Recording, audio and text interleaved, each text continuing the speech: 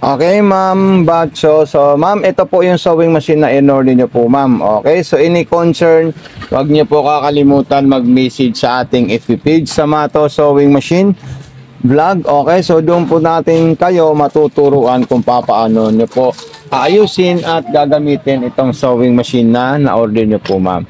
Unang-una po, Ma'am, ito po, Ma'am, yung ating transformer. Ayan, okay. So ito po, ma'am, yung ating wire, ma'am. Ito po yung isasaksak natin sa regular outlet. At ito naman pong wire ng ating sewing machine. So dito po natin isasaksak sa ating transformer. Ito po niya, ma'am. Ayan, yung magkasama po, ma'am. Then ito po siya, ma'am. Ayan, gaganyan na po siya, ma'am. Ayan. Okay, sasaksak natin ito, ma'am, sa regular outlet natin, ma'am. Itong transformer natin. Ayan. So magkakaroon po yan ng power at ito po yung mga pa-freebies natin po, ma'am. Ayan. So ito po siya, ma'am. Ayan. Ito, ayan po siya, ma'am. Okay. So ayan po siya. So nagkaroon po siya ng power switch on and off. Okay. So ang dami po nating pa-freebies kay Madam Pem, ma'am. Okay. So napakarami po yan. So tatanggalin muna natin yung sinulid natin sa itaas para makapag-sample po tayo kung paano po tayo mag-trade mula sa itaas hanggang sa may bobbing po natin, ma'am. Okay?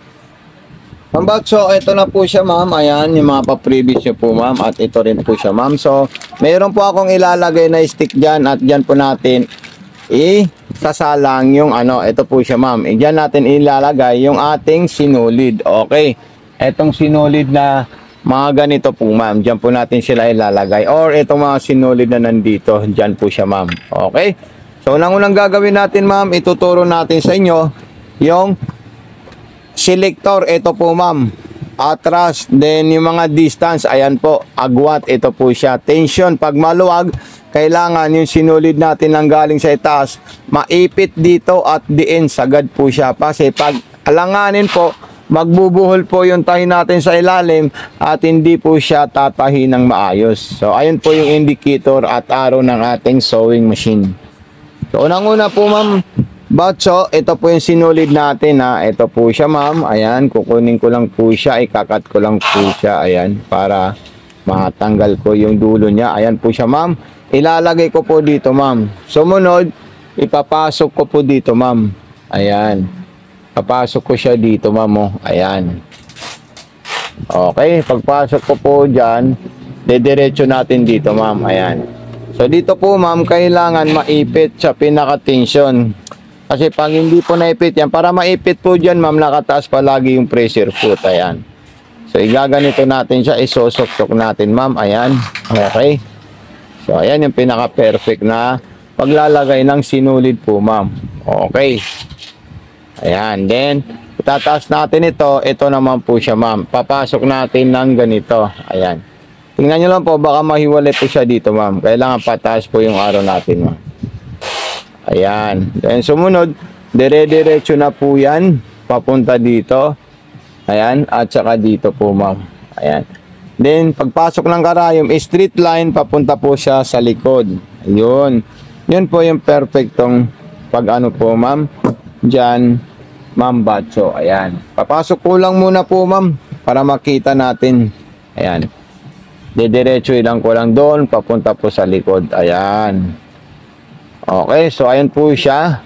Then, sumunod po dyan, Ma'am Batcho, is yung bobbing. I-open natin ito at ilalagay natin ito at ito na po siya, ma'am.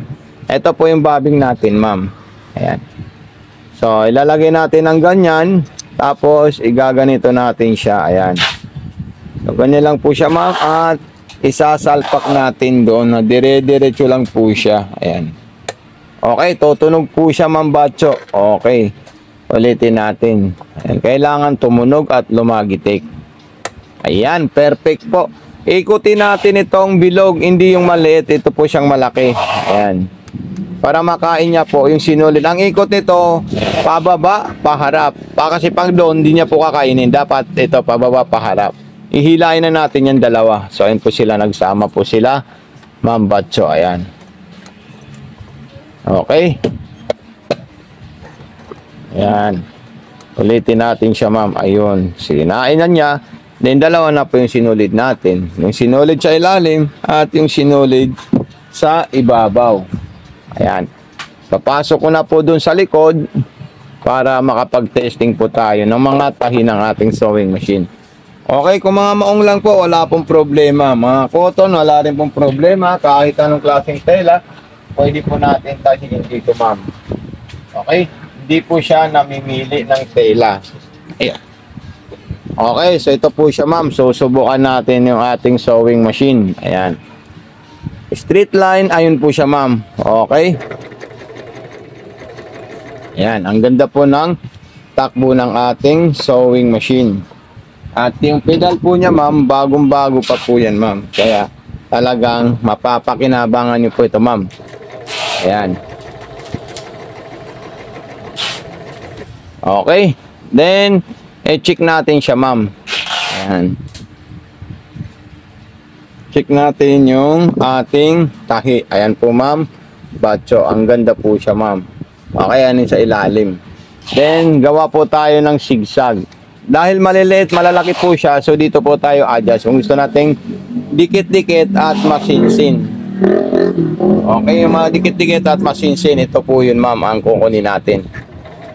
So, ayan. So, ganyan po siya, ma'am, ha? Napakadali lang po siya gamitin. Okay, so dapat yung sinulid natin, ma'am, is mahaba po siya, ma'am. Okay, Ma'am Batso, so ito na po lahat yung pa-previous natin, Ma'am Batso. Maraming salamat and God bless po, ma'am. Thank you so much. Pag may concern, huwag po kalimutan mag-message sa atin. Okay? So, ayan po siya, Ma'am Batso. Ayan. So, ibababa ko lang po ito, ma'am. At igaganyan natin siya. Ayan. So, ilalagay ko na po dito to, ma'am. Okay? So, thank you so much and God bless.